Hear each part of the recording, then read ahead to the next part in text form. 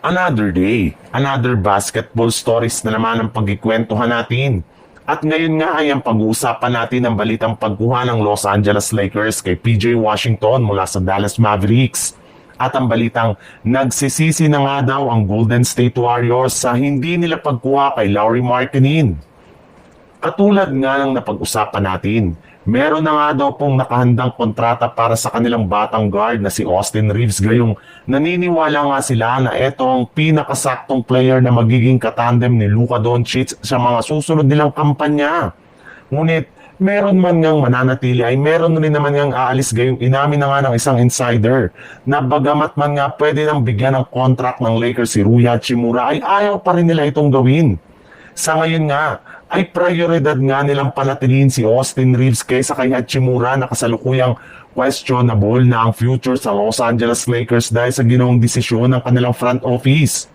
Sa madaling salita, pwede nang gamitin ng Lakers si Hachimura bilang trade asset para makakuha sila ng mga bagong player na makakatulong sa kanilang kampanya next season. At isa nga sa mga target nila dito makuha ay si PJ Washington na dating teammate ni Luka Doncic sa Dallas Mavericks. Alam rin naman nga kung paano maglaro si Luka kaya sigurado nga na matutulungan niya ito sa kanilang mga laban. Sa ibang balita naman, kahit anuman ngang pilit ng Golden State Warriors kay Jonathan Kuminga na manatili sa kanilang lineup, ay hindi pa rin nga nila ito makumbinsi hanggang ngayon. Kaya eto na nga ang mismong bakit nakapos pa rin ang kanyang trade at nananatiling questionable ang kanyang future sa team. Ayaw nga talaga nito na kunin either ang kanyang bagong contract extension at maging ang kanyang nakukuhang qualifying offer. At dahil nga sa nangyayaring ito sa kanilang batang player, ay may mga ilang fans na nga nagsisimula ng magsisi sa ginawang desisyon ng Warriors last season.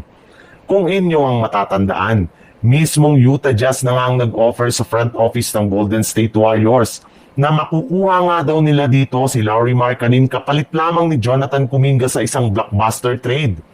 Kung ginawa lamang nga nila yan, ay mas mapapakinabangan pa nga sana ng team si Markkanen na patuloy na nag-i-improve. Isa na nga daw sana sila ngayong championship contender. Bukod rin dyan, maiiwasan rin naman nga sana nila ang dramang hatid ni Jonathan Kuminga. Pero kahit anumang pagsisising gawin ngayon ng Golden State Warriors, ay hindi na rin naman nga maitatama pa ang kanyang nagawang pagkakamali. Bagkus, kailangan na lamang nga nitong harapin at desisyonan ang ititrade nila kay JK o hindi.